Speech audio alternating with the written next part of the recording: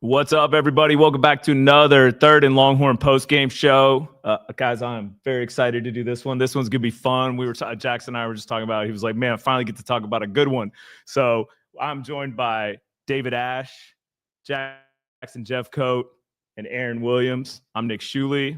Welcome to everyone who's listening on the 1300 The Zone, and we are recapping Texas's 23-6 victory over number 6 Oklahoma. Guys, let's start with your quick thoughts. David, what do you got? Well, I just thought it was a solid team win. You know, I think they had their backs against the wall and they answered the bell. And I was really happy to see Arch come out and play as well as he did. 78% completion percentage is just really good, especially in that kind of environment. And so I'm just excited to see where this team goes. They're developing this year. Like, they lost 4 to 5 offensive linemen, new quarterback, a lot of new guys on the perimeter on the offense. And it takes a little time to, you can't replicate game-like situations in practice ever. And so as talented as these kids are, they're having to learn as they go, and they're all young. And I think it's going to be a fun year. Love it. Jackson, give me your thoughts, man. Man, watching these guys bounce back from Florida, it's exciting to see them not let up a touchdown at all. And then in this game, not letting up a touchdown in 2 years. So, I mean, it was an exciting game to watch. Offense was getting it going. Defense, guys were getting sacks, getting pressure. And we're taking the ball away. You can't wish for a better game than that. So, very excited. Anytime you can go up to Dallas and beat OU, it's a good time. Yeah, you mentioned it. 3 out of the last 4 Texas OU games, OU has not scored a touchdown. Mm-hmm. That's crazy. Aaron, give me your quick thoughts. I'm really happy with the performance we had. Huge bounce back win, and coming from last week's loss, defense showed up today. I mean, phenomenal. We had turnover after turnover after turnover. Special teams showed up. Huge punt return for a touchdown. Offense did a whole lot better job. Running game looked a lot better than last week.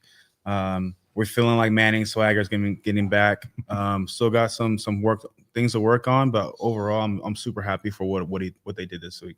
Yeah, agreed. Well, let's start unpacking this. And so everyone, if you have questions, comments, drop them in there. We'll get to those in a bit. We're going to kind of break it down: offense, defense, and special teams, and then we'll get to your questions. This 302 yards today for Texas, 136 rushing yards, and 166 passing yards.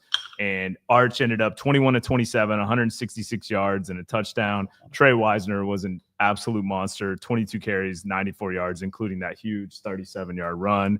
And then not a huge day for any of the receivers. DeAndre Moore with 3 catches, 50 yards and a touchdown, but each one of them made a big play in a big moment. So I think it was really good to see. Sharing the wealth. Yeah. Sharing the wealth, getting it to different guys.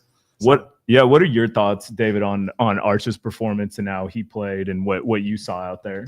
Well, I watching Arch some last year and this year, he played really well last year whenever that, veteran team was together. You saw him come in on cleanup time when Quinn was hurt and make big plays. I remember against Mississippi State, they zero blitzed him. He threw up a blind faith deep ball, landed it right in the cradle for a touchdown, took the hit, got up, and that's a veteran play as a freshman gets. So when the pieces are right, Arch can perform. And not only that, but you saw some plays today against Oklahoma where I really think we've got a guy who eventually is going to be able to exert his will over a football game. He's that athletic. He makes some athletic throws on the move now. That one he put on the corner out in between 2 guys on the sideline on the move, avoiding the defender. That's extremely difficult. He's got a little David Ash. Yeah. That's an extremely difficult throw, and put it right in the breadbasket. So I think it's going to be really fun to watch this kid develop because, I know his last name's Manning and all this kind of stuff. He came from a smaller school. He came to Texas. He's had a good chance to sit and watch some good quarterbacks and get developed. And now he's the guy, and the leaps he's going to make every week are going to be impressive. And ultimately, behind all the athleticism and all that stuff, the thing I keep on being impressed with Arch is, all the adversity he's gone through this year, he just keeps coming and he just keeps getting better every week. And that's all you got to do. When you're as talented as he is, you just got to get better a little bit every week. Yeah. What are y'all's thoughts on that offensive game? Man, with Wisner almost getting 100 yards on the ground, I mean, it's impressive. It's good. It's good to see him bounce back and run the ball and tote the rock and hit holes.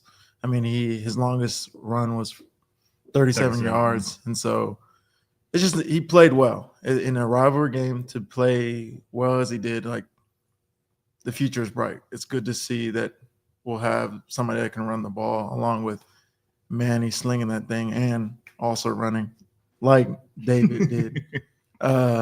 So yeah, exciting game. I think anyone that has the most relatable understanding of what Manning's going through is David. David understands what it is to be a Texas quarterback, the pressures that come with it week in and week out. When you come from a school with a great lineage of quarterbacks, and then you come in with the name Manning, and then also not starting as well as you would thought he would start, and then coming down, starting a conference with a loss. This is how you bounce back from adversity. Mm-hmm. Everybody in the outside, I'm sure he's heard nothing but negative things. He's not ready. He's not good enough. This, that. And to bounce back against OU in the Red River rivalry, I mean, that just speaks a lot of volume for a guy that's just showing leadership. When we've beat him up here the last couple of weeks, but it's not off negativity. It's just something we know we see more of him, and he knows that himself. And for him not to allow the outside noise come in and rattle his preparations for this week and not let it get to his mind is such a huge thing. Like I said, Wisner did a really good job toting the ball, 22 carries. I think that we found a big leap from what we saw last week. I know last week we started off really, really slow and just didn't find that rhythm. But this week, when you come to OU, I mean, this game is where it matters the most. And to bounce back and get a W and against OU, a number 6 OU. Let me just add that they were number 6, and for them to come out and bounce back and get 23, I mean, it's phenomenal. This was an offense that was going up with one of the most vaunted defenses in all of college football. They were first, second, third in almost every single category. And so to come out and play the way they did, look, the knocks on us coming in, third down, 10 of 17 on third down. And you want to talk about Arch's performance on third down, the amount of plays he made, stepping up in the pocket, extending the play, getting outside, finding a receiver for first down. I mean, the kid grew up a lot today. And I don't think he got enough credit for how well he played against Florida. Like, I don't think he had a great game, but I think he had a good game. And just dealing with, with the pressure, props to the offensive line, had a little rough start today, but then kind of came back. And the other thing we were talking about all week is penalties. And we had 3 penalties on the first 2 drives. We ended the game with 4 penalties for 31 yards. I'm not going to lie. I was a little concerned when we started off those 2 penalties. I said I didn't want to go in with today's a segment with us starting off with penalties all over again. So kudos to the offensive line of fixing that and progressing into better. Let's just hope we get the same performance we do next week. Yeah, agreed. Anything else y'all saw on offense? I think the receivers made plays they needed to. Parker Livingston had a great catch on the sideline and an awesome throw from Arch. And Endry's still, I don't think we got him as involved as we want, but I think there's something there with him too, and the tight end. I think the fact that they're just showing up when we need them to show up. Yeah. We know Wingo, we expect a lot of Wingo. We expect a lot of more, but we really didn't see a lot of like downfield throws today. So that kind of detaches from getting your receivers the ball when you don't really give the shots that you're supposed to need. But when it came down to it and we needed those plays to be played, they showed up today, and that's all that mattered. Yeah. I think they've had to adjust offensively a little bit, understanding that we're trying to develop a young quarterback. We're trying to develop 4 to 5 offensive linemen. Building the downfield pass game requires those things to be at a high level. And I think that they will be at a high level. But again, to we're always going to have extremely talented players, but there's still no substitute for developing a team and developing players, and they need that experience. And I think by, midway mark of the season, we're going to be seeing more downfield throws. The offense is going to gel, that chemistry is going to be there. But you have to be able to adjust. And I thought Sark did a great job of coming up with a game plan that allowed us to run the ball, stay balanced, make the big plays when we need to, and then rely on a defense that just played outstanding. So that's a great segue. So I know you guys are going to get excited for this part. So let's get into the defense. This defense, Yes, sir. to allow 6 points. They allowed 6 points in one half, and that's it. Like that. This defensive performance shows you what this defense can be. And I think you guys know it. This whole week was spent. Texas defense isn't that good. They're not who we thought they were. They hadn't played anybody, which, by the way, OU is going to be facing that all this week because I think they had a similar experience. So, let's Aaron, let's start with you for your thoughts on the defense today. I'm gonna give my DBs always a shout out. My DBs played their butts off today. Shout out to Michael Taft. Michael Taft had 9 total tackles, 1 tackle for a loss, and 1 for a sack. I mean, he was flying everywhere. Malik Muhammad with 2 interceptions today. I mean, 2 in the Red River rivalry. 1 itself is like, wow. 2 in the game is like phenomenal. D Lyman did a heck of a job. I mean, they got after it and against the quarterback. A lot of QB pressures today. A few sacks.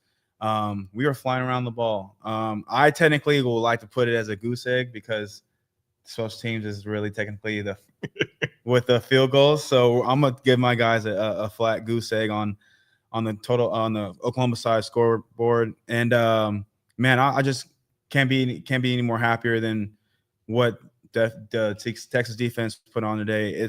They've been consistent with their play work each week in and week out. And I can't say it enough. I'm super proud of those guys. Yeah, Jackson, what do you see, man? Yeah, not to beat a dead horse, but again, to only allow field goals, to not allow any touchdowns. I mean, you played a good game defensively. And also, I'm gonna shout my D linemen out. Got to. Those guys are playing. Watson, Teamwork. Canu. I mean, Colin Simmons with 2.5. I mean, guys were playing. Spence getting in there, getting some rushes. Even Taft got him a sack. So, I mean, hats off to these guys. Hill was out there making some tackles and making plays as well. I just think the defense, DBs, linebackers, and D-line were all playing complementary football. They were playing together, playing like a unit, and it showed. I like the fact that we're naming the guys that are supposed to be having their names called week in and week out. Yep.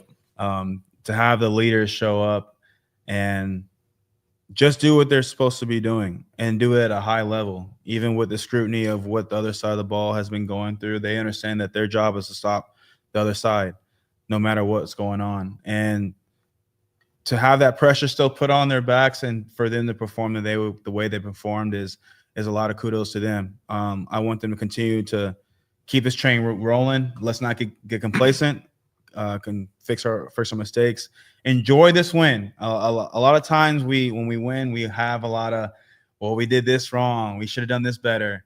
But at the end of the day, I want these guys to sit and enjoy and embrace and they actually understand what you just did. You beat number 6 Oklahoma in the Red River, right? One of the biggest rivalries in college football. I mean, you can't be happier than that. I love it. Well, we're recapping Texas's 23-6 victory over number 6 Oklahoma. We're covering the defensive side of the ball right now. I'm joined by David Ash, Jackson Jeffcoat, Aaron Williams. I didn't get to introduce Mark Higgins earlier because he was on the headset. Mark Higgins is there. Making sure everybody can hear us. Yeah.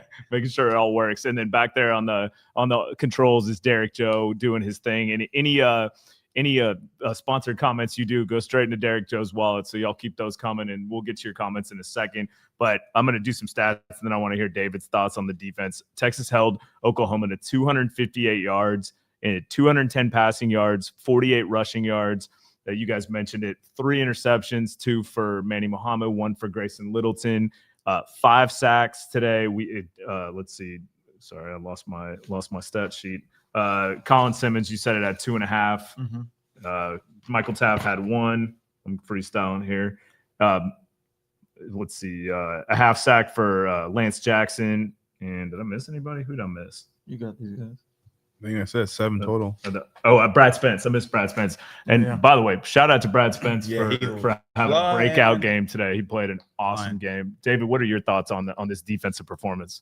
Man, that's best offense is good defense sometimes. And, you just get more, opportunities as an offense when there's that many turnovers. You get shorter fields, and you can relax a little bit as an offense and not feel like you got to do it all. You got to score every time, and whenever you do that, you end up usually performing a little bit better. So there's nothing like a defense helping you out, and so I think that was big. And it's another one of those things where the defense really hasn't not performed yet this year, I would say. I mean, they played Ohio State, which is a great ball club, and held them to low points. And then against Florida, that can happen sometimes when you run into a quarterback like Lagway, right? I mean, that guy can play and make plays that you can't really plan for. But it's another thing with those guys too, where there's a lot of new faces on the defense, and you're going to see these guys improve throughout the year because the thing I've just noticed with Sark and his team is they have an incredible culture. They believe in developing players and sticking to a process and trusting that the results are going to take care of themselves. And it's starting to show.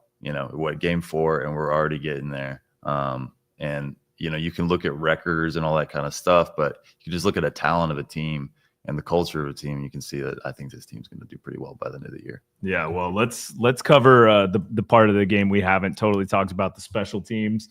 I want to hear Aaron's thoughts on this in 1 second, but we had Bouwmeester with 2 punts for 98 yards, including that 55-yarder that he just boomed and switched the field on.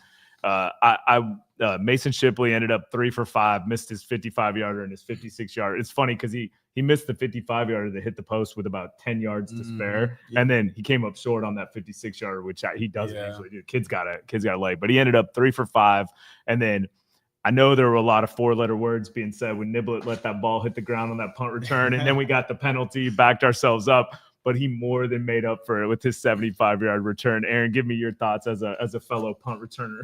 Look, from a guy who has experienced the pressures of being a punt returner, it is not easy having guys screaming down one and chop your head off, and being able to look up and then look back down it's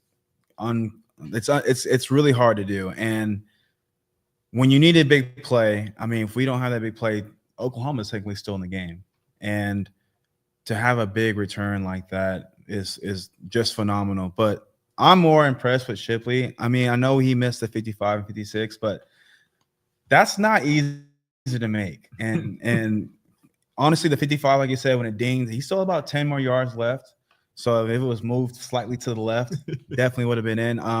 The fact that his confidence didn't go down and still made the other 22 and then 48 and 39. I mean, the man's mental is on point. So I'm super happy about that. Punt return is obviously a praise when you obviously get points on the board for that, but also the punt flipping the field position on Oklahoma is huge. We don't give punters and kickers a lot of praise. You do, but they are very much a key component to the game. Flipping the field position back to their 10, back to their 20 is a huge thing than being on our 35 or on the 50-yard line. So huge shout out to the special teams guys today. Yeah, it was definitely an important phase of the game to win. And we talked about Isaiah Satania, the punt returner for Oklahoma, is a very good punt returner. Mm-hmm. And so to not let him go wild, we did great. And, we didn't talk about what the other knock was, Will Stone kicking that one out of bounds. I know he's going to be frustrated about that. But, I mean, everything else, though, pretty solid day overall for the special teams. Let's get into some comments. And one more time, we are recapping Texas's 23-6 victory over number 6 Oklahoma with David Ash, Jackson Jeffcoat, Aaron Williams, Mark Higgins, Derek Joe. I'm Nick Shuley. So let's get into some of these. Thanks to Joshua Avalar for the sponsored comment.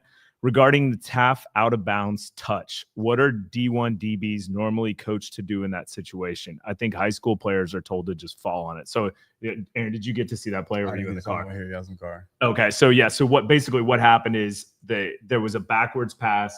the ball started bouncing. It went about 15 yards back, and everybody's chasing after it. Taft runs down, and he had stepped out of bounds and then touched it. And so it was dead there. Oh, it was it dead, goes yeah. back to, but what are you taught to? I mean, I think that it's a tough question because I don't know what you're supposed to do there. You're He was supposed to out of do bounds. exactly what he's supposed Get to do. to it. I mean, when you're half foot in, half foot out, it's still offset to bring the ball back to the same position it was before. So it's really a heads up play because obviously anybody would probably pick it up and then go out of bounds. That would be the spot of the ball. So Taft did exactly what he's supposed to do. Yeah. Well, I mean, he couldn't control his momentum. He was already going out of bounds. And when you're going, yeah, yeah, it is what it is. but yeah, it ended up being that set him up for 2nd and 30. So it definitely helped us. Let's see, from AJ8K. I think my only concern is that they can't lean solely on the defense. That offense has to do their part as well when the opportunities are there. And I mean, this football. It's part of the game. When one team is struggling, the other one has to be picked up.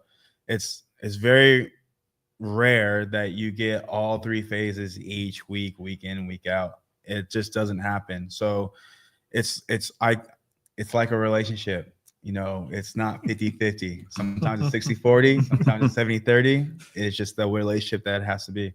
I mean, David, I don't know from your perspective. I don't know what the big gripe is with the offense. Yeah, it wasn't a Sark monster 400-yard passing, 100-something yard rushing game, but you're playing against that we talked about how we thought OU's defense might be a little bit overrated, much like we were facing the week before, but it doesn't matter. That defense can play. And Brent Venables, say what you want. He's a great defensive coach. Oh man, I hated playing against Brent Venables. That guy did stuff. There's rules in football. He broke all the rules all the time. He never knew, explain some of the stuff he'd do. Oh, he would send cross pop and leave it in cover 2. Yeah, you don't explain that for the people at home. When you're a quarterback, you're looking at safeties, right? And so you're watching weak side safety, strong side safety. You're trying to watch body language, see if they're going to come down the box, if somebody's going to blitz and that kind of stuff. You're really not watching the box all that much. You glance at the front, you can kind of see where the bubbles are. You watch a little linebacker body language, but they're bluffing and going back and forth. The safeties tell you what's going on, right? And so your safeties don't move at all. And suddenly the linebackers are, still as a dog pointing at quail, nothing happening, and snap the ball. They cross pop blitz, run game up front, and the safeties don't move. And so as a quarterback, you don't think you're getting blitzed, but it's you got 6 on 5, and you're about to get hit in the chin, and you don't know it. And there's also a slant going up the middle, wide open, and you don't see it. And so you look like an idiot. But he broke a rule of football. He should get punished with a touchdown right up the pipe, but he would just roll the dice a lot. And I think eventually it probably came back and bit him sometimes. But he would just do stuff like that all the time. That was hard to deal with. Well, can you talk a little bit too about that? They talked a lot on the game about Sark was using so much motion pre-snap. And can you talk a little bit about what that does for you as a quarterback when your guys move that motion and the defense reacts? Yeah, so whenever you got motion, you go to school on the motion, right? Whenever they're moving, if you're seeing defensive guys bumping, it's zone. If you're seeing guys chasing, it's man. And so you can help a quarterback out real quick and know what's going on. The other thing, too, is it just creates busts in the defense where they lose assignment and that kind of thing. So you see it on the goal line when Arch throws a guy wide open. They motion a back out of the backfield and they lose assignment, and then guy up the middle, but spring is wide open. So it's just little things like that, and are super helpful.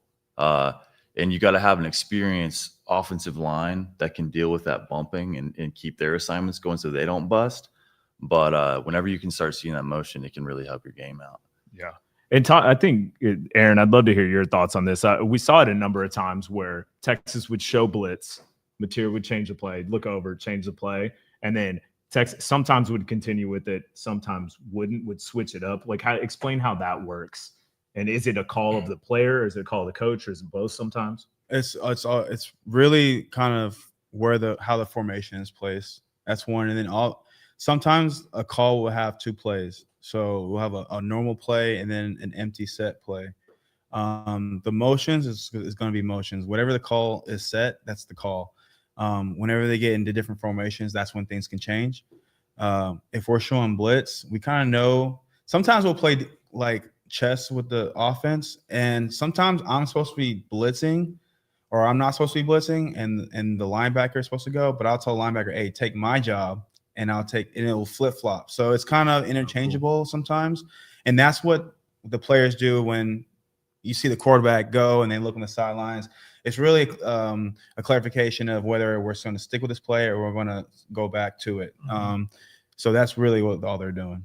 And before we go into more of the comments, Jackson, I'd love to hear your thoughts on this. Like, what was different about our line today in order to get all those sacks? Was that more about Mateer, or was that more about something we were doing? Did you see anything different?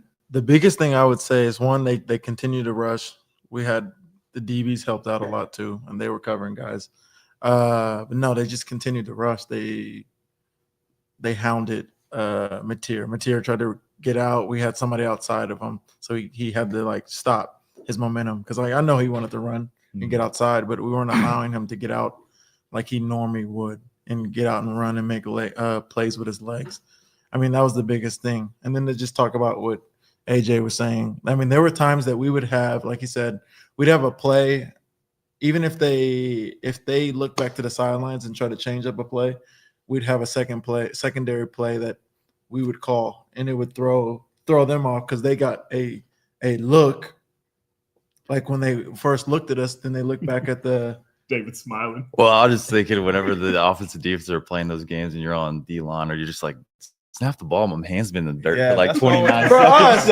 us, yes. We just up and down, and just leaning on that arm and trying to get off. I mean, that's the time you'll look over, put a knee down, so make sure that the center's not ready to snap or something, and just try to find something else. Like, okay, what are they? The backs over there, he's to the field. That's what they're gonna run. Like, you're watching the backs, like as a D lineman, you're watching the backs. I mean, yeah, you are. I mean, because you're like, Come on y'all got like one or two dogs. One or two right? dogs. This is the problem. This is the problem. They don't think that we do anything, but we They do We say- stunts. we- the most they do is the stunts. Oh my Okafor is gonna be so mad about this segment. yeah. No, So you got to remember, I also played linebacker. Yeah, too. you're right. I played You weren't just D line and outside linebacker, and especially my senior year, I played DN.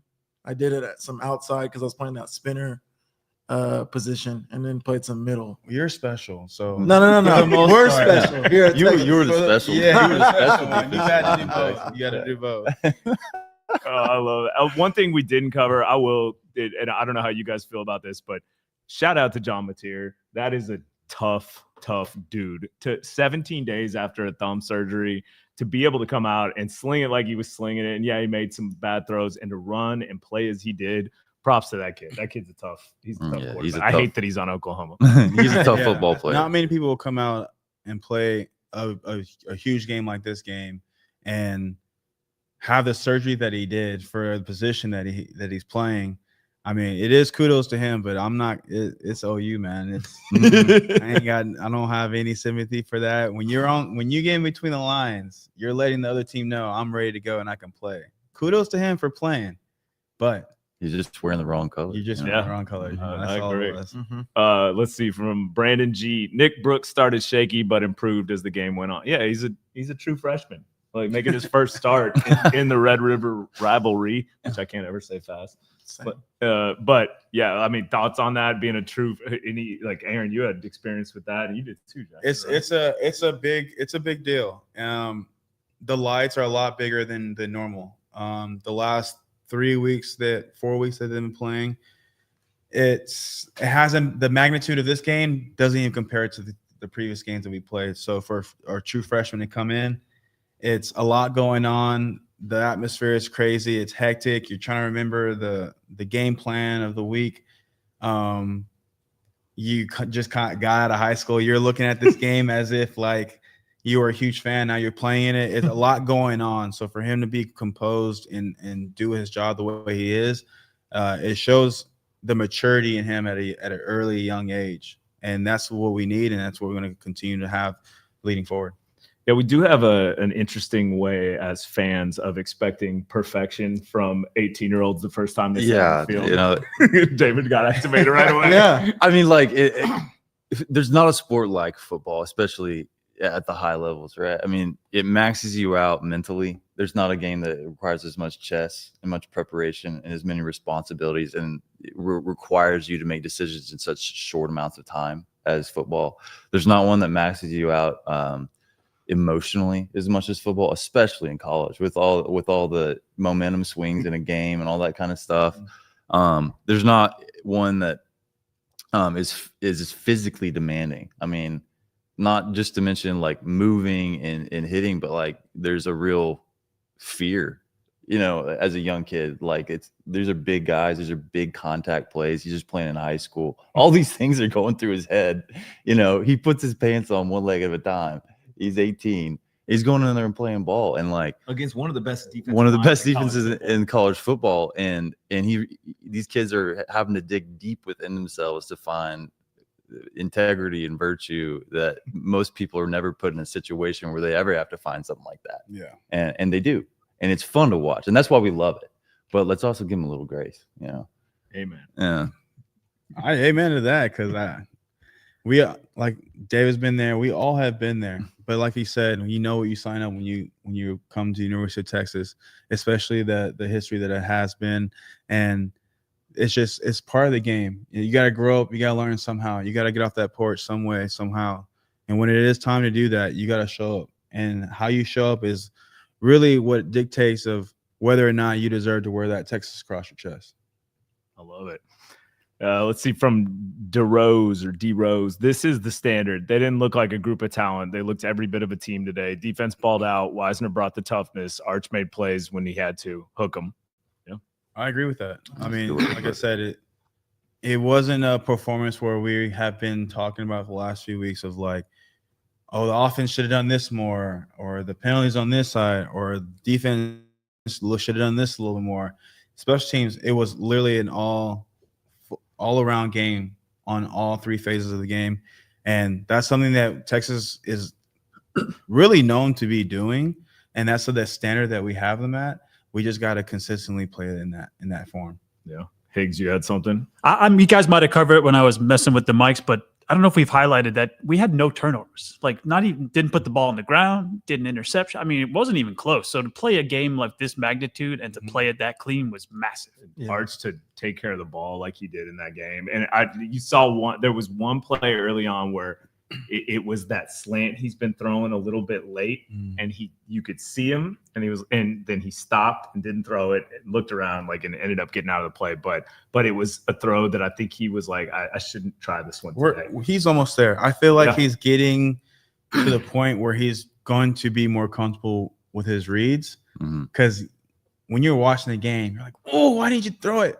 But it's like, I think he doesn't want to make mistakes. Yeah, it's hard to get to a place where you trust what you see, because you're afraid of what there's all this, it's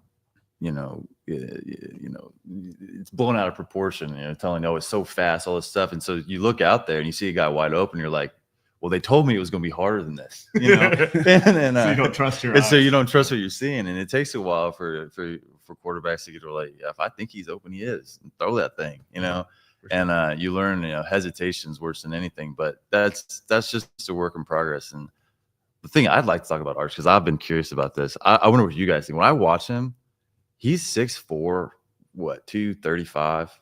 He's a big kid. What do you think about his first three steps? They're fast. He's got a fat. I see him run by people in 3 steps. It's crazy. That huge run he had.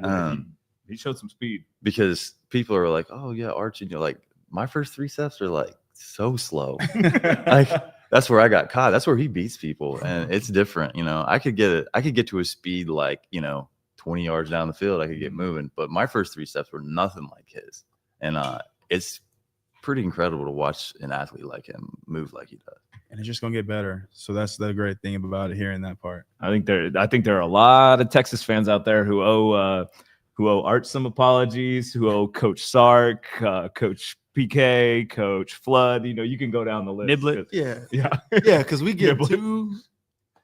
too hard. We're too hard on the guys after a loss. Something happens, everybody wants to like, oh, we're terrible. We don't want it. Like Season's over. But like after watching some of the film, I'm like, we just made like boneheaded mistakes. It wasn't like they were flat out beating us in certain plays. So I'm like, okay, we can improve from this, and we have improved. Not like I was always taught, don't get too high on the highs and don't get too low on the lows. Keep it right here in the middle and keep improving. Like I just think the fans are so used to blowout games. Yeah. For the last 3 years, that's what they're expecting every week. And that doesn't happen. It does not happen. I don't. It's like the NFL. I don't think There's so people much more parity. It's so much. I don't think people understand how hard it is how hard it is to win week in and week out. Yeah. Like just in the SEC, the hardest conference in all of college football. So to expect a 35-7 or a 42-14 games week in, week out, it's just, I'm sorry, you guys. I want to let you guys know that's not going to happen. Yeah. And not in this conference where guys are just phenomenally faster and bigger and stronger, and mentally too. Just mentally know and understand the game better. Yeah. Go ahead. Well, I think the further this kind of NIL era goes, you're going to see less and less teams go undefeated. It's just not going to happen as much. The teams are going to be way too good. Yeah. The talent is going to congregate in certain areas, and it's going to be hard for these super conferences for a team to actually end the season with an undefeated season. It's just not going to happen. You're going to see a 3-loss national championship in the next 5 years, probably. I mean, it's just I think that's where we're at. reality. Yeah, that's the new era we're in. Yeah. Unfortunately. Let's see. And like next week we're going to Kentucky, widely regarded as probably the worst team in the SEC, and that game won't be easy. No, Like there's nothing easy. There's no gimmies left on the schedule. not one. Let's see, from Jimmy the Gringo, beautiful example of the return of DBU to the 40 acres. Aaron, what do you feel about that? Anytime we're mentioned DBU, I love it. Well, Anna Keena's back, so I love that Keena's back. You could tell those guys are. I'm telling you, my DBs are flying around. They're having fun doing so. I mean, you see Taft throwing hits after hit after hit, and Malik just flying around the ball. Let me shout out McDonald, because he wore my number, and he has today. I was very impressed. He was out there just throwing his hat around, getting after it. oh, he missed that one. He Man. missed that He one. was already I dancing know. in the end zone. He too. was. But just to see those guys flying around and just see Coach Keena's mastery just show us on the field, it's phenomenal to see. I love it.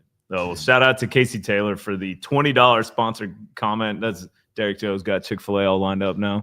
It says, my birthday is this upcoming Tuesday. I'm so damn glad we beat OU. Hook 'em. Yo, happy birthday, my guy. Yeah, happy birthday, Casey. Great Oh, birthday present for that.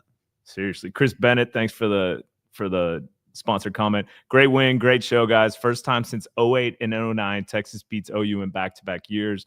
Niblett and Shipley return touchdowns versus OU on this day in 08 and today. Oh, I was just cool. thinking that was the same thing that That was the happened in kicker 08, show. 09. Yeah, that was awesome. That's awesome. From Rich Money Cash, I just punched my OU neighbor in the face just like the team did OU. Okay, Rich Money. We don't advocate violence. We don't but advocate it's a funny. violence, It's a but funny I got post. your bail. Yeah. From Kerry Phillips, I was impressed with how the OL came together midway through the second and looked a lot better than they have all year, even with injuries. Way to go, Horns.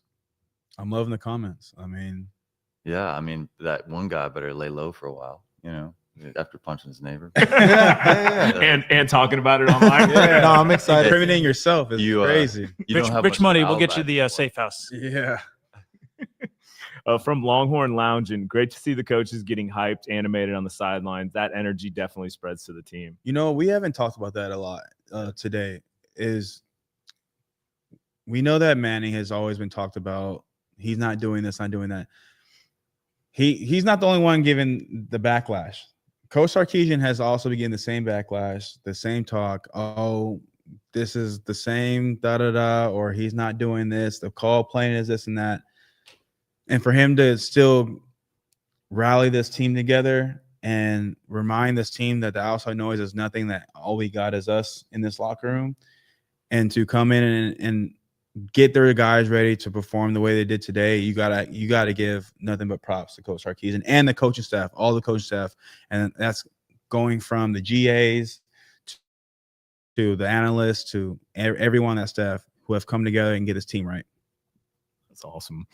From Jimmy the Gringo, Ash needs a third and Longhorn shirt. On that comment, David Ash came straight off an airplane coming from Oregon to get here and do this. And by the way, dude lives in Belton, There so we go. shout outs to David. to him. And by the way, we were Higgs and I were talking about bringing everybody shirts, and we totally forgot. No, not we. I forgot. It's on me. I'm gonna take the loss. It was- Hold on, I accountability. was- I was trying to help you, Thing, man. But no, we'll mail you guys one. Don't you worry. So yeah, no, we appreciate all y'all being here today. We were a little light on people because everybody was Everyone in traveling Dallas, yeah. in Dallas. So you guys are awesome for coming through. Chris Bennett, my birthday is Tuesday. Shout out, happy birthday, CB. Shout out, Happy early CB. birthday. He's always on, man. Always got more stats than anybody I know. Stats, content, all that. Oh yeah, he kills does it on he does content every dude. year. Oh He my doesn't forget gosh, either. and it makes you remember all these clips he's Yeah, showing and stuff. Sure. Sure. OU hasn't scored a touchdown against Texas since 2023. That's beautiful. It's like, It's a long time. CJ Vogel had it on Twitter. It's 735 days since their last touchdown. Love there that. we go. It's a We're beautiful. gonna thing. get that shirt. We're gonna get a shirt made of that 700. Since OU scored a touchdown. Kerry Phillips, really good to see David on the panel. Hope to see you on here more, man. There we go. Oh, thanks. You guys sponsor his gas bill. So let's see. Another one from Casey Taylor. Thanks again. Sponsor comment. Mom says hook 'em and F the haters. LOL. So we appreciate you. I love the censorship right there. Yeah. Hey, we got to. Speaking of, I've got my new hat that I wanted There we to wear go. after Okay. all the haters. As long as we don't say it. Hey, I as long just as you don't can't. say- I you can can't read say it. what the hat says, but it. You I'm can not, read it. I'm not sure this is an officially licensed hat. I'm doubting it says all right. make them eat something, and you guys can guess on the radio what it Caca. says. So yeah, make them eat sooner. And in that same vein, Sark in the post game, there was a lot of caca getting talked about our team. I thought they responded. Oh, did he say the word? He said the yes. Woo, I love it. Dude, Salty Sark. salty, Sark man. after dark. Sark was fired up. Sark man. at the dark. I'd Yeah. say it, but I don't want to do the fine. So shout out to Sark for saying it. No, this is awesome. Well, thanks everybody for tuning in, guys. Thanks so much for showing up and doing this. Can I give one piece of praise to you? You might not have seen it, Nick. You were collecting the stats, but Holly Rowe had Arch at the, after on the field, and Trey came walking by, and Arch pulled him in immediately. And, she wanted to talk to Arch. He answered the question, gave all the praise to the team and to Trey, and then just kind of forced Trey into it. And then he ran away. He was just like, it looked like leadership to me for sure. It was pretty special to see. Oh, and for those of you who don't know, like we talked to a lot of the guys on the team, etc. There's not a bad word said about that kid. Like Arch has been just a phenomenal, like just the way he's handled things. Like the kid deserves a lot of credit for how he's just, kept his eye on the ball and kept going. So He may be a little upset though. I think he missed the team photo with the hat because he was already like greeting fans in the stands. It was pretty cool. We need a Well, Arch next in year, the it's hat. okay. Yeah, exactly. He'll get Hit him one on that one next year. for real. I Actually, love it. and Jackson, you were talking about that when we were watching the end of it. You talked about how special that part is when you go over and you see all the fans. Like, give some recollection on that kind of stuff. Yeah, after not winning for 3 years, winning my senior year, it was extremely special. Dallas is my hometown, so to win there against a rival is it's special. And seeing fans stick with you and cheering you on, and like that game means a lot. And I mean, it always will. It's been played since 1901. I mean, it's been played for a long time. So it's it's always special to see fans supporting, even in a loss. Yeah, I think about that game. I think of that as Case McCoy's best game of his career. I don't know if y'all remember that. He hit that wheel route against cover one to Marcus Johnson. Yeah. He's made some big throws. And he really stepped up to the plate that game. It was fun to watch. The game's a staple. I mean, as little kids, if you grew up in Texas, this is the game you look forward to every year. And to be able to actually experience of playing the game and representing the state against another state that don't even like each other, it means so much. So to actually get that golden hat, and for those that don't know, that golden hat actually hurts when you put it on. It's not an actual cowboy hat. It don't fit all the way. You get scratches here and there. But the fact that you get to bring it home to university, to the state, and be proud of accomplishing a goal that you set your mind for at the beginning of the year, and to accomplish that, it means a lot to not only us, but the state of Texas. I love that. Yeah, Okafor said it's the best game in football, like the best atmosphere. Like there's just nothing like it where it's split down the middle. I think the only other game semi like that is was at Florida Georgia. We don't care about that. Yeah, exactly. Yeah, I mean, but it doesn't compare to that split down the middle and just those tunnel shots, Yeah. everything. Anyway, all right. Well, thanks everybody. I'm going to for show one more comment up on the You will screen. not let me rap. Look at the comment. Look at the comment. Which one? I just probably showed it on the screen right now. Oh, Casey Taylor. No, you read it, dude. I can't see it. Okay, it's 7 p.m. Central Time, and You still. Oh, you sucks. I was It gonna is. say You it. stole my rap line. Because I was about to be like, hey, I what was, time I is it? was, I was gonna say right there. You're gonna open with that. Segue. Yeah, I love it. Well, thanks everybody for tuning in. We'll be back with the game preview for Kentucky this week, and yeah, merch is still online, so get out there and buy it. Thanks everybody for coming in, David, Jackson, Aaron, Higgs, Derek. Shout out to everybody. Hook 'em.